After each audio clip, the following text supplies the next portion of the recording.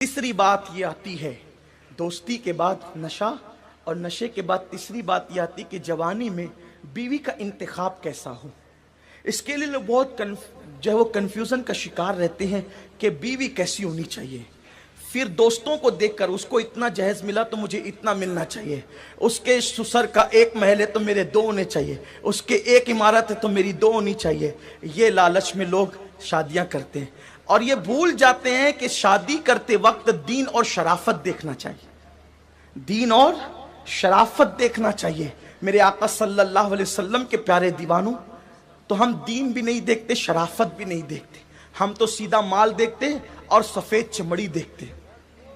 बहुत खूबसूरत बीवी होनी चाहिए, बहुत खूबसूरत होनी चाहिए। लोगों को पता नहीं कि खूबसूरती का मतलब क्या है,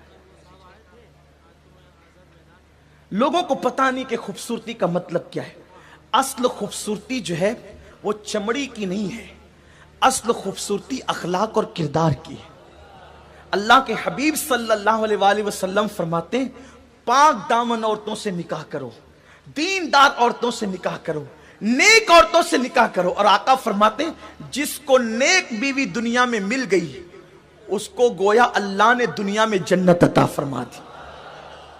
तो बीवी के इंतखाब में भी बहुत लोग ठोकर खाते हैं। बड़ी मालदार घराने की लेकर के आ गए, बाद में वो आई तो वो तो घर में सेट ही नहीं होना चाहती, घर के माहौल में मिलना ही नहीं चाहती, फिर झगड़े शुरू हो जाते हैं, इख्तिलाफात शुरू हो जाते हैं। ऐसी औरतें जो शादी के दूसरे ही दिन जो है वो पिकनिक पॉइंट पर जाने का मुतालबा करती है, फिर दोस्तों से हाथ मिलाए जाते हैं, ये मेरी बीवी है, दोस्तों से मिलाया जाता है, फलां को फलां को फलां को। एक मरतबा मेरे कायद ने एक बात मुझसे कही थी कि एक मरतबा ऐसा हुआ कि एक शख्स ने अपनी बीवी को अपने दोस्तों से मिलाया और मिलने का सिलसिला चल पड़ा। एक दिन ऐसा हुआ कि उसकी बीवी ने कहा, मैं तुम्हारे साथ नहीं रहना चाहती, मुझे तलाक चाहिए। उसने बहुत समझाया, वो नहीं मानी। आखिरकार का ठीक है, तलाक लेना है तो कोर्ट में आके तलाक लो। जब वो शख्स कोर्ट पहुंचा तो वो औरत जो आई, वो जो नई नवेली दुल्हन थी जो तलाक का मुतालबा कर रही थी, वो उसी के दोस्त की बाइक पर बैठ करके आई थी तलाक लेने के लिए। बताएं गलती किसकी है? नई तहजीब, जदीद तहजीब। जदीद तहजीब क्या है? ये जदीद तहजीब इस्लाम किसी जदीद की बात और जिद्दत की बात नहीं करता। इस्लाम तो मदीने मुनव्वरा की मदनी तहजीब की बात करता। लोग अपनी बीवियों को अपने दोस्तों से मिलाते हैं। अल्लाह के रसूल के घर में अब्दुल्ला इब्ने उम्मे मक्तूम नाबीना सहाबी आए, आकाए करीम की मुकद्दस महबूबाए महबूब रब्बुल आलमीन जिसके बिस्तर पे कुरान नाजिल होता था, वो आयशा सिद्दीका मौजूद थी। हुजूर ने फरमाया, पर्दा करो। अर्ज की, हुजूर किससे करें? इरशाद हुआ, इनसे करें। अर्ज की, हुजूर ये तो नाबीना है।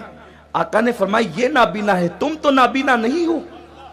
सैयदुल अंबिया ने ये कानून अता किया, वो रसूल, अल्लाहु अकबर, वो रसूल की मुकद्दस बीवी जिसकी तहारत की गवाही में कुरान की आयतें नाजिल होती है, उस मुकद्दस औरत को कहा जा रहा है, ये नाबीना है, तुम तो नाबीना नहीं हो। और हम अपनी बीवियों को दोस्तों से मिलाने ले जाएं, पार्कों में ले जाएं और कहें कि यार ये मौलवी लोग तो बड़े शक्की होते हैं। आज का दौर तो जदीद दौर है, मौलवी शक्की नहीं होता। मौला ने फरमाया, हुजूर सैयदुल कौनैन ने, जहां एक मर्द और एक औरत हो वहां तीसरा शैतान होता है, और शैतान के तीरों में बुझा हुआ तीर यह है कि कोई किसी औरत की तरफ देखे। अल्लाह के हबीब सल्लल्लाहु अलैहि वसल्लम फरमाते, शैतान के तीरों में से तीर है। सैयदना सुलेमान अलैहिस्सलाम ने अपने बेटों को कहा था, मेरे बेटों नाक के पीछे जाना, कभी किसी औरत के हुस्न के पीछे नहीं जाना, क्योंकि नाक डसेगा तो जान जाने का खतरा है, औरत का हुस्न डसेगा तो ईमान जाने का खतरा है। इसलिए हुस्न से बहुत बचना और उसी हुस्न की तरफ आओ जो सिद्दीक को मिला तो सिद्दीक अकबर बनाए, अबू बकर को मिला तो सिद्दीक अकबर बनाए।